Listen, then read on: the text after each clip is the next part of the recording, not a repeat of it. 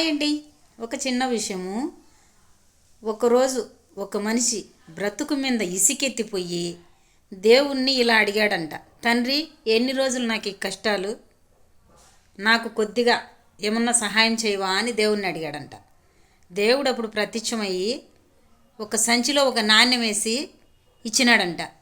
ఇచ్చి నీకు ఎన్ని అవసరమో అన్ని మాత్రం తీసుకొని మళ్ళీ తర్వాత ఈ సంచిని తీసుకెళ్ళి నదిలో పారేయి అన్నాడంట. మనిషికి ఆతృత, ఆశ ఎక్కువ కదా. ఆ సంచిలో చెయ్యి పెట్టే కొద్దీ నాణ్యాలు వస్తూనే ఉన్నాయంట. ఇంకా రెయ్యి పొగులు తేడా లేకుండా ఆ నాణ్యాలు తీవుడు పక్కన పెట్టుకోడు, తీవుడు పక్కన పెట్టుకోడు, తీవుడు పక్కన పెట్టుకోడు, ఇదే ప్రకారం నాణ్యాలు తీస్తూనే ఉన్నాడంట. కానీ నైటు పొగులు తేడా లేకుండా నాణ్యాలు తీసి పక్కన పెడుతూనే రాసి పోసుకుంటూనే ఉన్నాడు. కానీ సంచిని మాత్రం ఎత్తపోయి నదిలో వేయలేదు. కానీ నెక్స్ట్ డే తనకు బాగా ఆకలియింది. నాణ్యాలు తింటే కడుపు నిండుతుందా?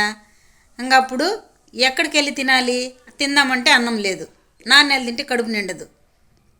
ఏమి ఏదో కొద్దిగా తీసుకొని మళ్ళీ నదిలో పారేయచ్చు కదా సంచి. అలా చేయకుండా రాసి పోసుకుంటూనే ఉన్నాడంట. అప్పుడు ఆ సంచిని నదిలో పారేస్తే మళ్ళీ నాణ్యాలు రావు కదా అని ఆ సంచిని అక్కడే వంచేసుకొని బిచ్చాటం మొదలుపెట్టిండంట. బిచ్చాటం ఆడుకుంటూ కడుపు నింపుకుంటూ నాణ్యాలు తీసి రాసి పోసుకుంటూనే ఉన్నాడంట. ఒకరోజు ఆ మనిషి కాలం అయిపోయిండు. దీన్ని బట్టి ఏమర్థమైంది? మనం కష్టపడకుండా ఏది మన సొమ్ము కాదు, మన కడుపు నింపదు. దేవుడైతే ఒక విషయం చెప్పాడు కదా, నీకు ఎన్ని అవసరమో తీసుకొని ఆ సంచిని నదిలో పాడేయమన్నాడు. నదిలో పాడేస్తే మళ్ళీ ఎట్టొస్తాయి నాణ్యాలు? ఇంకా తివ్వడం రాసిపోసుకోవడం, తివ్వడం. నువ్వు ఎంత రాసిపోసుకుంటే నీ కడుపు నింపుతుందా? నాణ్యము నింపదు కదా. సంచిని పాడేసి ఖర్చు పెట్టుకోమన్నాడు. సంచిని పడేయచ్చు కదా నదిలో. సంచిని పడేస్తే మళ్ళీ నాణ్యాలు రావు. కానీ ఆ నాణ్యాలు ఎన్ని రాసులు పోసుకుని నీకు కడుపు నింపుద్దా, నిండుద్దా? లేదు. అది మనిషి ఆలోచన.